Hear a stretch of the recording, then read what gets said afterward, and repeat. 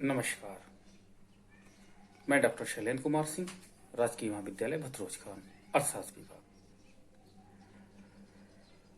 आज का हमारा अर्थशास्त्र के अंतर्गत माइक्रो इकोनॉमिक्स के अंतर्गत मुख्य विषय है उपभोक्ता का संतुलन, कंज्यूमर इक्विलिब्रियम।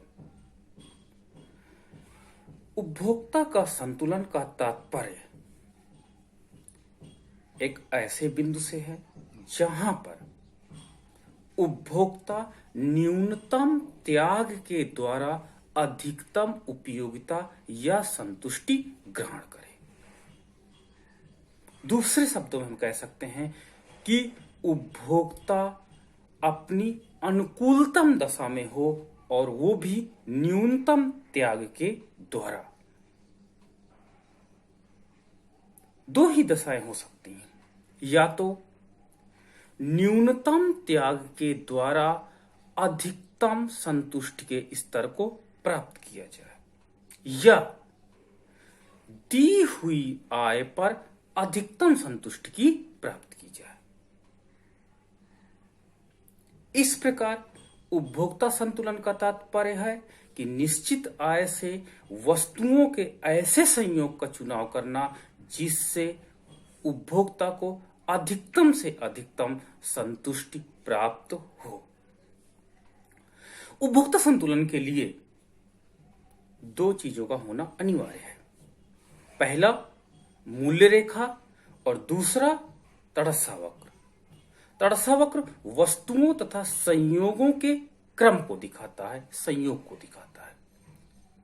मूल्य रेखा उपभोक्ता की आय को प्रदर्शित करती है।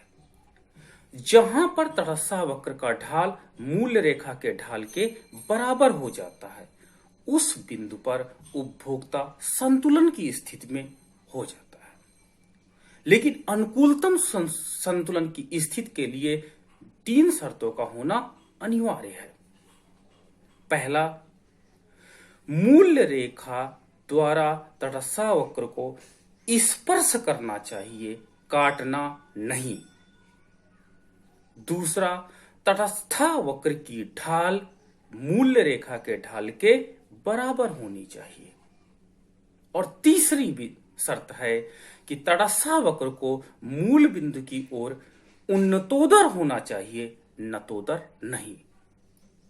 जहां पर ये तीन शर्तें, पहली शर्त तटस्था वक्र का ढाल मूल्य रेखा के ढाल के बराबर हो, दूसरा मूल्य रेखा द्वारा तटस्था वक्र को स्पर्श करना चाहिए, काटना नहीं, तीसरा तटस्था वक्र मूल बिंदु की ओर उन्नतोदर हो। ये जहां पर तीन शर्तें लग जाती हैं, काम करती हैं, उसी बिंदु को अनुकूलतम उपभोक्ता संतुलन बिंदु कहा जाता है। आइए हम इसे रेखा चित्र के माध्यम से और अधिक स्पष्ट करते हैं। यहां हम उपभोक्ता के संतुलन का रेखा चित्र देख रहे हैं। उपभोक्ता के संतुलन की हमने पहले ही तीन शर्तें स्पष्ट की हैं। यदि उपभोक्ता की संतुलन की ये तीन शर्तें कहीं पर भी इंप्लीमेंट होती हैं तो हम कहेंगे उपभोक्ता इक्विलिब्रियम वर्क कर रहा है। पहली शर्त है यहां पर कि आईसी वक्र का ढाल किसके इक्वल होना चाहिए? मूल्य रेखा के बराबर होना चाहिए। अर्थात तड़स्सा वक्र की ढाल मूल्य रेखा के ढाल के बराबर होना चाहिए। दूसरा, आईसी कर्व और मूल्य रेखा एक दूसरे को काटे नहीं, ये दूसरी शर्त है। और तीसरी हमारे पास शर्त है कि इंडिफरेंस कर्व को कॉन्केव नहीं होना, कॉन्वेक्स होना चाहिए, कॉन्केव नहीं होना चाहिए। अर्थात उसे कॉन्वेक्स होना चाहिए, कॉन्वेक्स होना चाहिए। इस प्रकार हम देखते हैं कि यहां पर तड़स्सा वक्र रेखा चित्र में IC1, IC2, IC3 और IC4 चार तटस्था वक्र दिए गए हैं। मूल्य रेखा PL है। तटस्था वक्र IC1 को A, B, E, C और D बिंदु पर काट रही हैं, जो क्रमशः IC1, IC2, IC3 है। चलिए हम डिस्कस करते हैं क्या ए बिंदु संतुलन बिंदु हो सकता है या नहीं? तो ए बिंदु उपभोक्ता का संतुलन बिंदु नहीं हो सकता। क्यों? क्योंकि तड़स्सा वक्र की ढाल और मूल्य रेखा की ढाल, देखिए दोनों की ढाल अलग अलग है।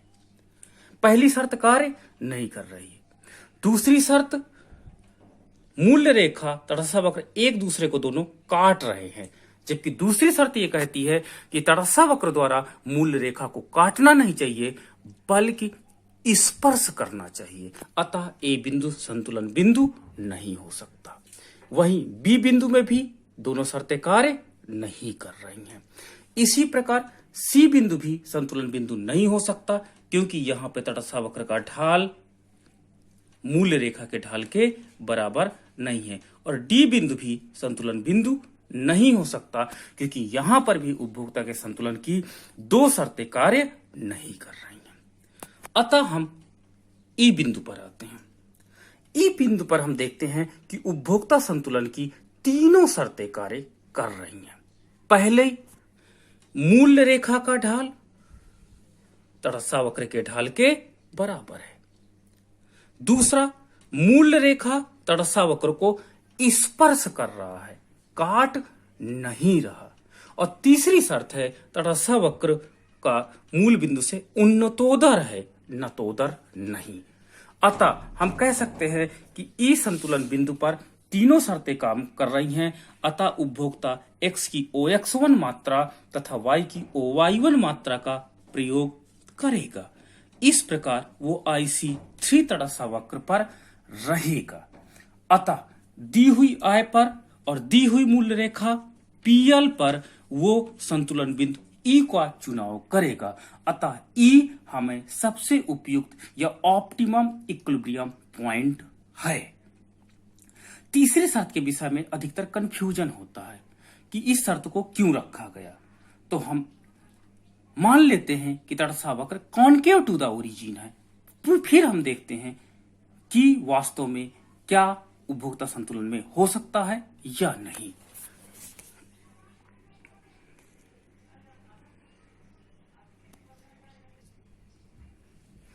रेखा चित्र में हम देख सकते हैं कि तीन तटस्थ वक्र हैं, IC1, IC2 और IC3। उपभोक्ता की मूल्य रेखा PL है। ई बिंदु पर देखते हैं क्या कि IC2 तटस्थ वक्र में ई बिंदु पर दो शर्तें ऊपर की कार्य कर रही हैं। Slope of IC curve is equal to slope of price line. मूल्य रेखा का ढाल तटस्थ वक्र के ढाल के बराबर है। दूसरा, दोनों एक दूसरे को स्पर्श कर रहे हैं, कट नहीं कर रहे हैं। क्या ई बिंदु संतुलन बिंदु होगा? तो हम आंसर में यही कहेंगे कि ई बिंदु संतुलन में बिंदु नहीं हो सकता है। क्यों? क्योंकि दो शर्तें काम करने के बावजूद भी यहां पे कॉन्केव टू द ओरिजिन है तटस्थ वक्र, और कॉन्केव टू द ओरिजिन नहीं हो सकता तीसरी शर्त के अनुसार। अतः ई संतुलन बिंदु नहीं होगा। तीसरी चीज यह डिस्कस करना हरदम आवश्यक है कि उपभोक्ता का सदैव लक्ष्य ये होता है कि न्यूनतम त्याग द्वारा अधिकतम संतुष्टि स्तर को प्राप्त करना।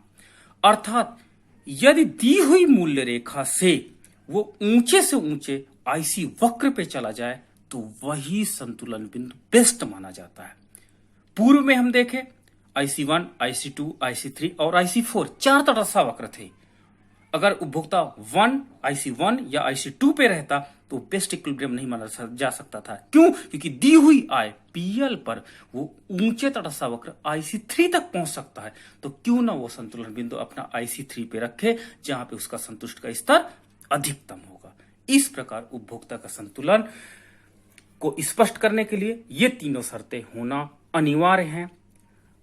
अतः उपभोक्ता संतुलन के लिए का तात्पर्य है कि न्यूनतम त्याग द्वारा अधिकतम संतुष्टि को प्राप्त करना। धन्यवाद।